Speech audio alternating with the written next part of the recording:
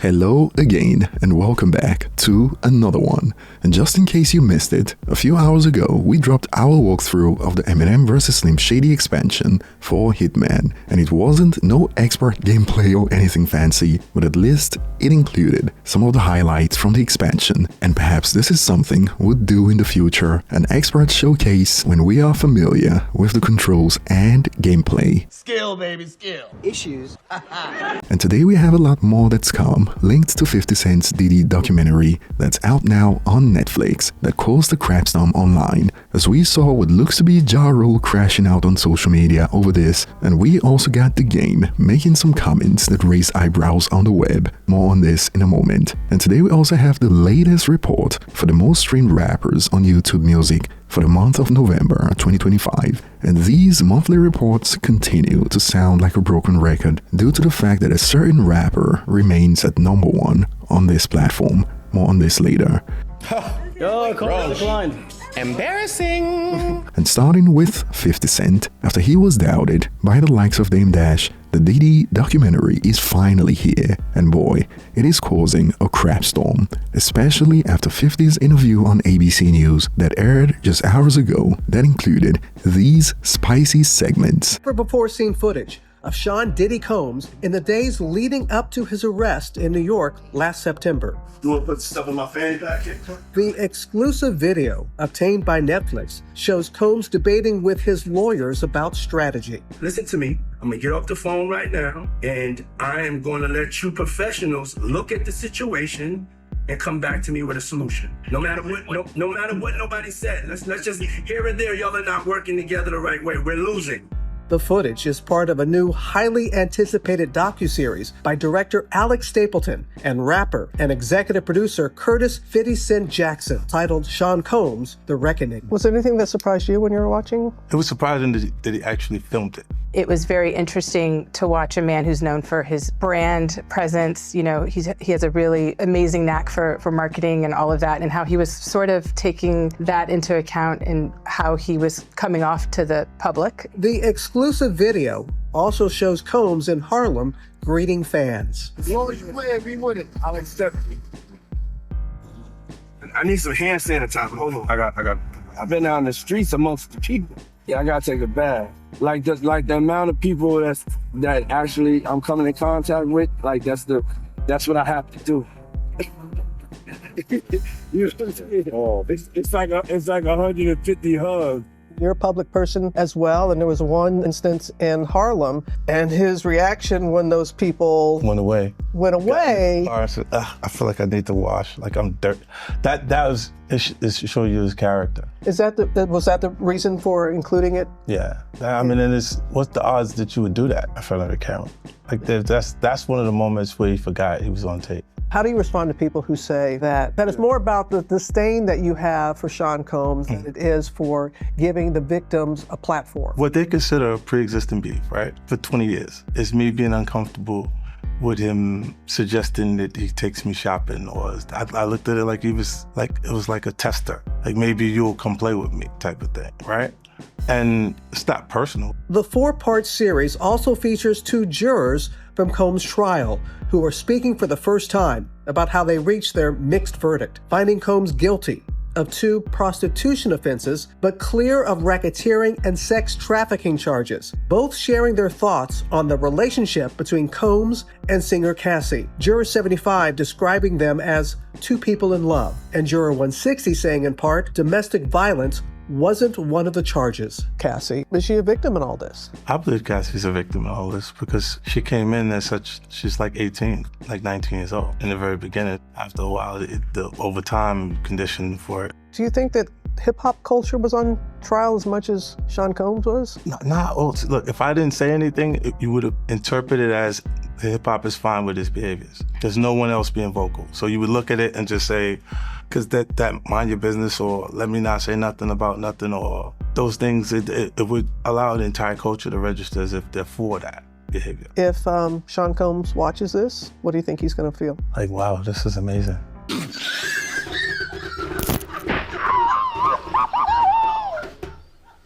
Like, wow, this is amazing. I think he's gonna say this is the best documentary I've seen in a long time. Because you'll see people saying that. I mean, he may feel a different way about pieces and bits of it, but he knows the truth. I think he'll see the truth in it. And it didn't take long for users to start going off, especially on the segment about how he wanted to wash himself after interacting with, quote, poor people, at least according to how some users on the web interpreted the video. Diddy feels like he has to wash his hands and take a bath after torching poor black people, the same poor black people that made him rich by supporting his music, his liquor and clothing brand. That's why you should never, ever celebrity worship. Now, of course, there's nothing wrong with washing your hands, but it was the fact that he said it on camera and also his tone that was along the lines of ew, and that didn't help matters. And the fact that Diddy's team issued a statement slamming 50's documentary while also claiming that Netflix relied on stolen footage that was never authorized for release has got some users firing back with takes like, dude, just do your time and shut the F up. And there's more, due to the fact that Diddy was out here filming himself when the trial was on, and this has also sparked takes like, Diddy is so narcissistic that he recorded himself coming up with strategy because he thought he was gonna beat the case and do his own documentary, LOL.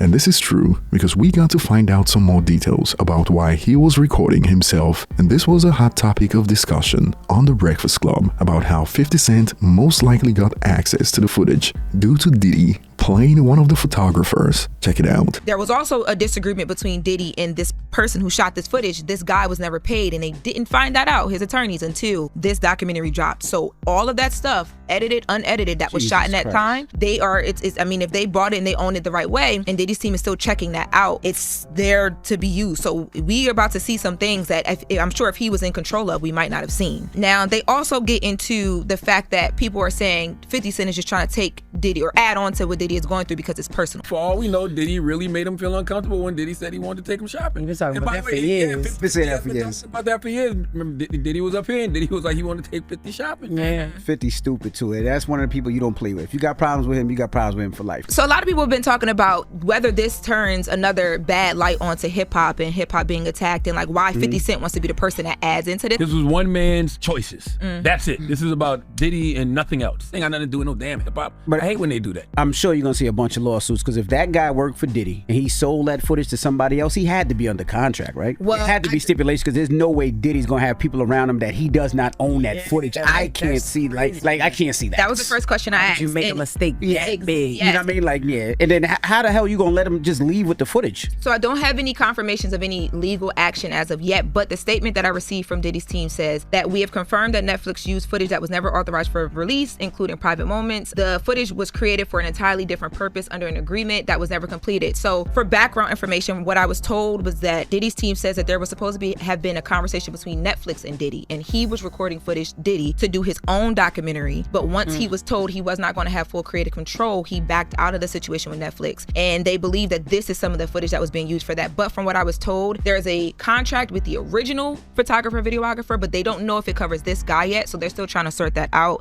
to see if there's any legal steps that they can take. So as you heard, he was planning to drop a documentary of his own. However, it is still hip-hop fans out here that are preying on 50's downfall right now. 50 Cent's day is coming. I hope he has that same sense of humor when he's in the hot seat. Frankly, young lady, I think you have your priorities all wrong. To which a user added, he's moving extra corny as of lately, and for those praying for his days to come, some have expanded. His day came and it made him stronger, LOL, and the ratio was complete with this one. And on waiting for 50's downfall, because he executive produced the Diddy documentary, also sparked more takes along these lines that blew up. Y'all talking about 50 gon' have his day.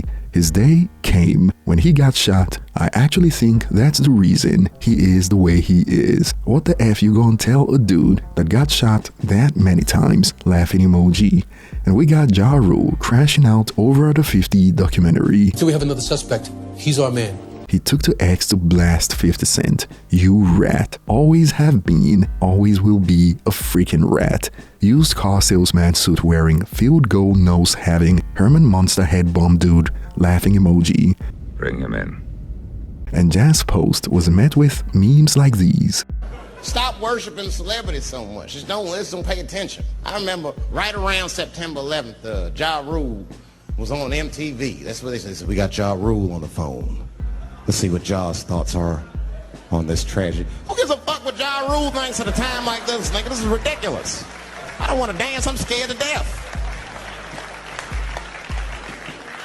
I want some answers that Ja Rule might not have right now.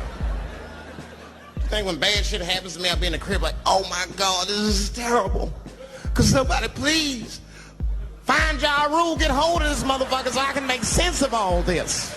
And some users also reminded him about the incident from a few days ago. You got snuffed at the Boys Is Mine concert, laughing emojis, and more. Are you mad that 50 Cent ruined your rap career? Obviously, Captain. Certainly a rhetorical question, and perhaps the game saw all the attention that 50 Cent was getting from this documentary, as around this time we got The Game, who decided to double up. Possible suspect moving in. Check it out from TMZ. Hey, since nobody else ain't gonna say it, hey man, hey, free kills,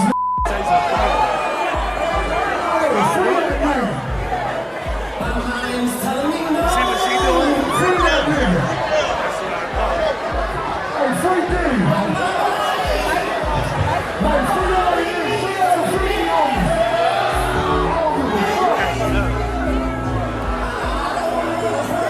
Some baby oil and some PP, free or not? I don't give a f***. It's my birthday. I don't see nothing wrong with freeing the guys. And some users believe this is on brand for The Game. He's part of that gang, so of course he gon' want them free. And more on this note, The Game took the shopping invitation for sure, laughing emojis. And some have even suggested that he belongs with the likes of R. Kelly and Diddy, locked up. It's almost a fucking feudal enterprise. And this is not far-fetched because you would expect The Game to stay away from topics like these after he lost a case and is currently owing millions of dollars right now to a woman he allegedly SA'd after he failed to show up in court. And moving on to the next point, we got the latest report for November for the most streamed rappers on YouTube Music.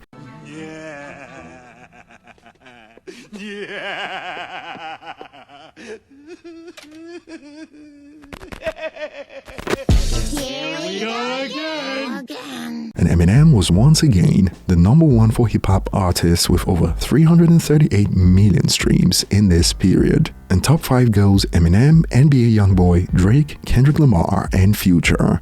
And 50 Cent also ranks in the top 10 at #7, and he has a list of the top 25 for November 2025. And I'm wondering if you find any of these names surprising. And feel free to share your thoughts below in the comment section. Thanks for watching as always, and I will see you on the next one. God willing.